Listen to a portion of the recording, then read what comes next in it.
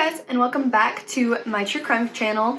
Today we are here with another installment of the serial killer series. So today we're going to be looking at the case of Luis Garavito. This one is a little bit more well known than the other cases that I've done. The first few that I did, I tried to do not as well known, at least in America, cases. So this one is a little bit more widely known and also is a little bit more recent, which means there was a lot more research. So if this video is a little bit longer than my other ones, that's because I had more to go off of and more to talk about. So if you don't know who Luis Garavito is, or if you've never heard anything about him, that's what this video is for, is telling you about him. He's known as the Beast of Colombia, or La Bestia in Colombia. It is said that he had a victim body count of about 138 victims, making him the second most dangerous serial killer, right behind the one that we did recently with Dr. Shipman. He is number one currently. Even though he admitted to, and they have found evidence of him being linked to 138 victims, it's said that his real count could be anywhere from 300 to 400 people. But let's go back in time a little bit and talk more about the background of Luis Garavito. Luis Alfredo Garavito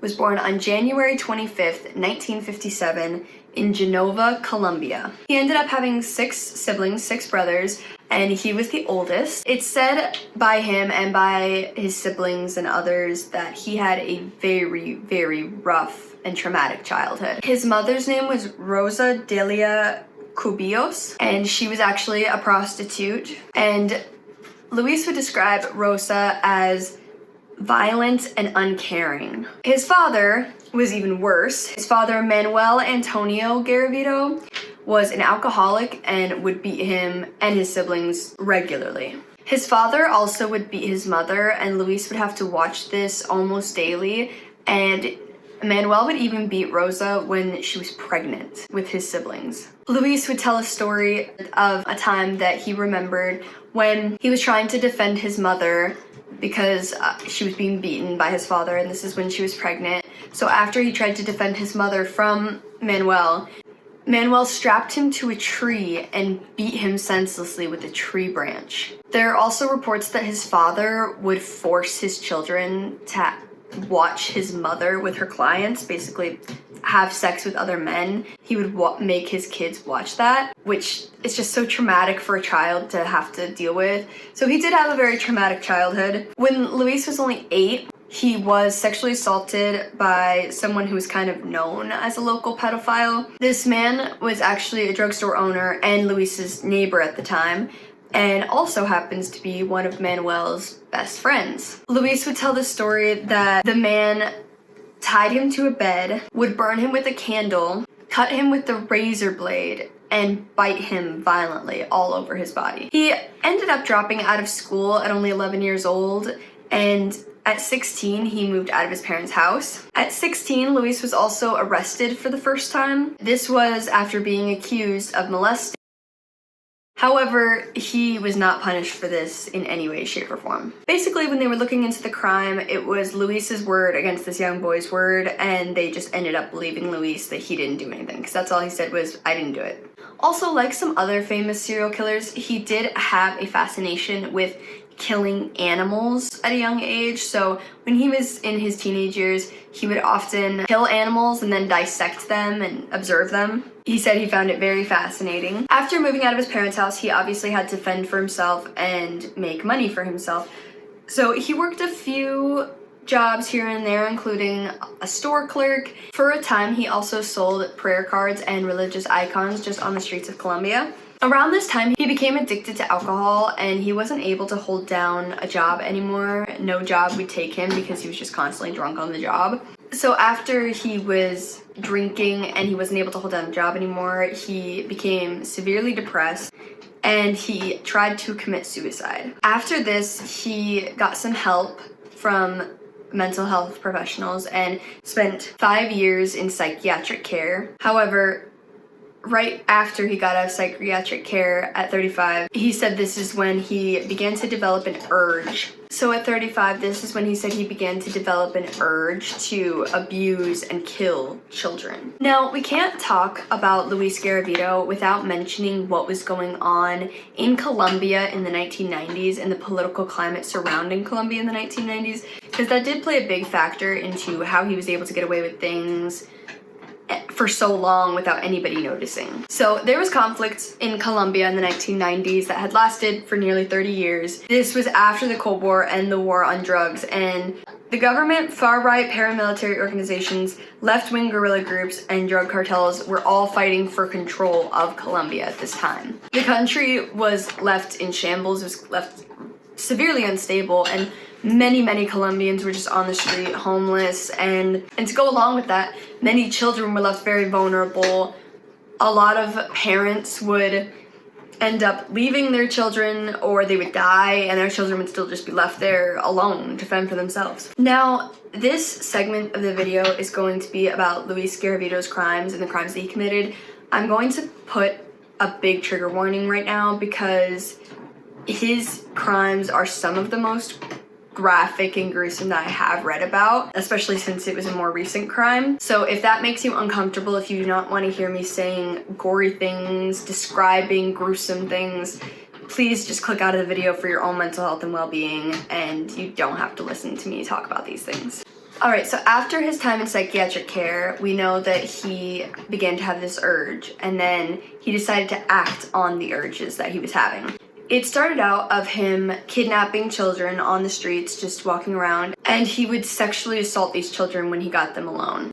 He started out doing this to young boys and young girls, but eventually switched over to just young boys. Now, in 1992 was the year that Luis committed his first murder. The victim's name was Juan Carlos, and this boy was only 13 years old when this happened. So Luis was out drinking at a bar one day, and he spotted Juan as he was drinking, and he started to follow Juan throughout the day.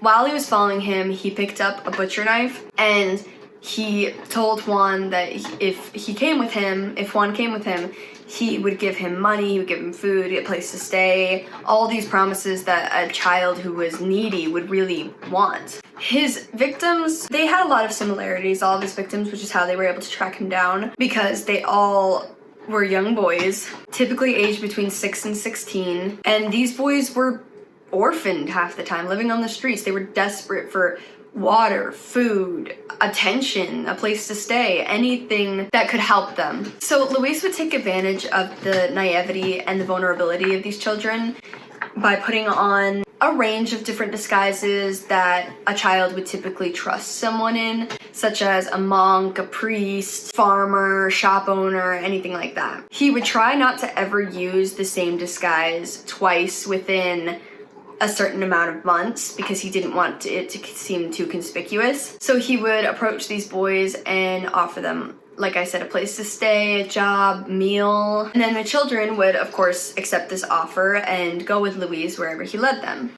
Luis would typically lead these boys to a super secluded area. It was typically on the outskirts of whatever town he was in at the time. After they reached the area that Luis wanted to be in, he would throw off his disguise so that it was just him, it was just Luis, and he would basically start to reveal his true intentions and start subjecting these boys to just brutal torture is the best way I can describe it. He would usually strip the boys naked, and typically he would bound their hands with some kind of rope or wire. He would sexually abuse, rape, torture, kill these boys. Many of the victims were found with slit throats. They had bite marks all over their entire bodies, and many of them were even anally violated. Several of these boys had their testicles cut off and shoved into their own mouths. Several more were found decapitated, and the saddest thing about this all is that no one really noticed. He was able to do this to literally hundreds of boys without anybody saying anything or even noticing that these boys were gone. And now you could see why I put a trigger warning on this section, because it is very graphic and very heartbreaking and just sick is the best word I can use to describe it. Just, he is the definition of an evil human being and a sick human being. In late 1997, 25 skeletons of young boys were actually found in a ravine in a city called Pereira.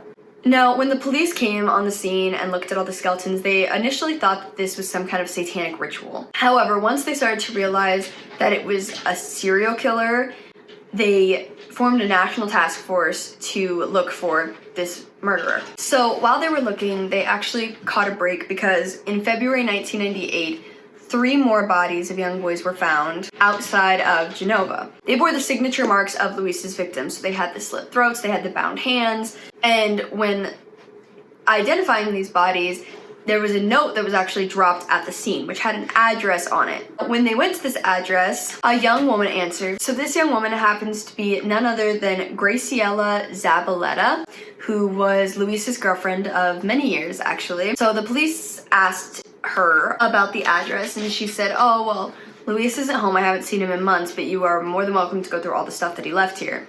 And while searching, they were able to find a bag in Luis's stuff full of photos of children and young boys, also a journal detailing all of the murders he had done, as well as a tally list, a tally mark system of all of his victims. After finding this, the police obviously realized that he is the one who did it, and they started a massive manhunt to find him. However, everywhere that his girlfriend told them that he could be, and everywhere that they suspected that he would be, yielded no results. They could not find him anywhere. That is until April 22nd, 1999, when at 42 years old, Luis Garavito was found and arrested by police in Villa Vicencio. And he actually was initially arrested for the attempted kidnapping of a young 12-year-old boy. After a homeless man that was around saw what was going on and alerted the police about what was going on, initially the police had no idea that this Luis that was trying to kidnap this young boy was connected to the serial killer Luis that they had just investigated. However, after he was brought into custody, he actually pretty quickly confessed to the murders of 138 children. And he said it spanned 60 towns across Colombia, and there was a few across the border in the country of Ecuador. He actually complied with police and drew maps so that they could find all of these boys' bodies. After finding remains of all of these victims and bodies, the police were able to corroborate his story and knew that he was telling the truth. So Luis was actually initially charged with 172 counts of murder. However, he was only found guilty of 138 of them because they could not prove the others. At his trial, he was sentenced to 1,853 years in prison for these murders. This is the longest sentence in Colombian history that has ever been given out. Everybody in Colombia and around the world thought that justice was served, that this monster would be in jail for the rest of his sorry life. They only gave him this sentence for show, to look like they were doing something to stop him. It turns out that he had actually made a plea deal with the police before going to trial that if he helped them locate all of these bodies and remains, he would get a lot of time off of his sentence.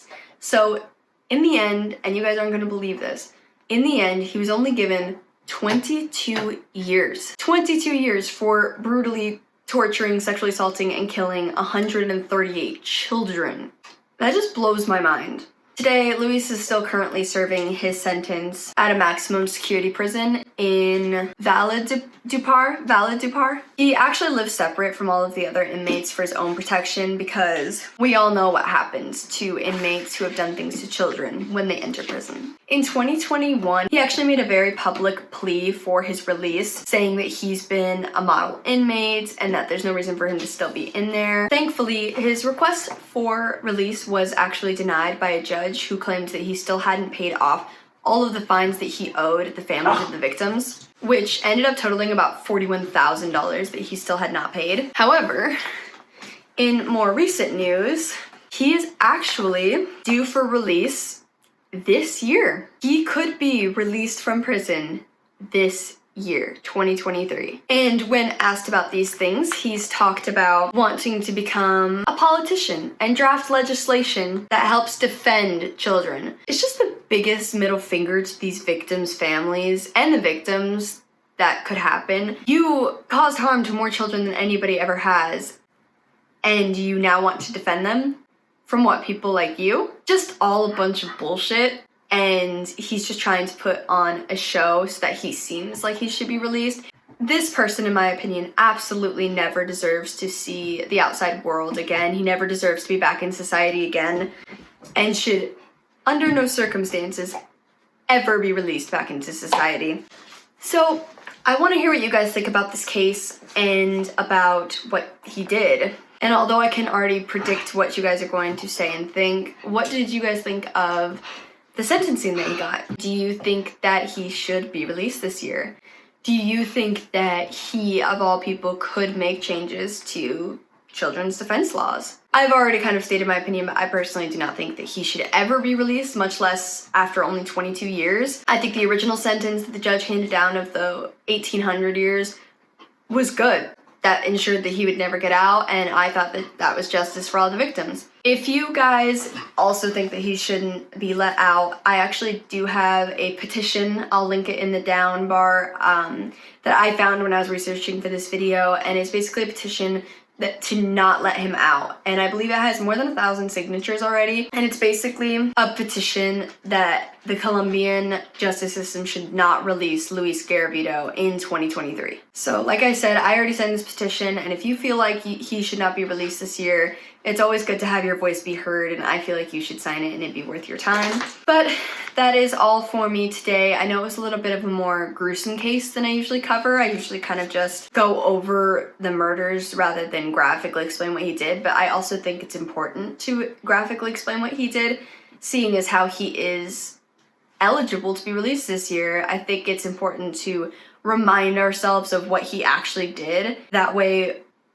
when it comes time for that, we know that we do not want this man back in with society, back around children. Like, no, never. Anyways, guys, I'll see you in my next true crime video, and the next one is actually going to be the last one of the serial killer series that I'm doing, so it's gonna be kind of a big one. I hope to see you guys there and in my future uploads.